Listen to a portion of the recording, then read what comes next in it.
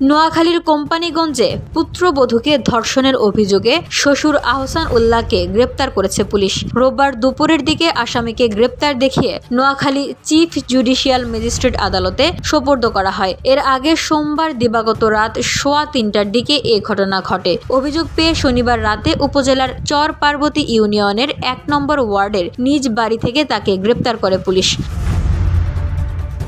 ভুক্তভোগী ও মামলা সূত্রে জানা যায়, নির্যাতিত গৃহবধূর স্বামী দুবাই প্রবাসী। তিনি তার এক সন্তান নিয়ে শ্বশুর শাশুড়ির সঙ্গে একই বাড়িতে একই বসতঘরে ভিন্ন ভিন্ন কক্ষে বসবাস করতেন। শ্বশুর আহসান উল্লাহ বিভিন্ন সময় পুত্রবধূকে কুরুচিপূর্ণ কথাসহ খারাপ কাজের ইঙ্গিত দেয়। ভুক্তভোগী বিষয়টি স্বামী শাশুড়িকে জানালেও তারা বিষয়টি কর্ণপাত করেনি।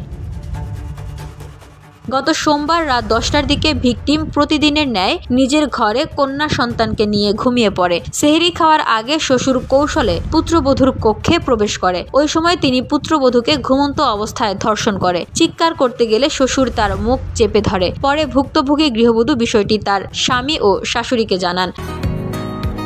বসুন্ধরা, উত্তরা, বনশ্রী, কুড়িল ও বাড্ডা সহ রাজধানীর বিভিন্ন স্থানে অভিজাত ও অত্যাধুনিক মানের ফ্ল্যাট কেনার এক নির্ভরযোগ্য প্রতিষ্ঠান প্লেজেন্ট প্রপার্টিজ লিমিটেড।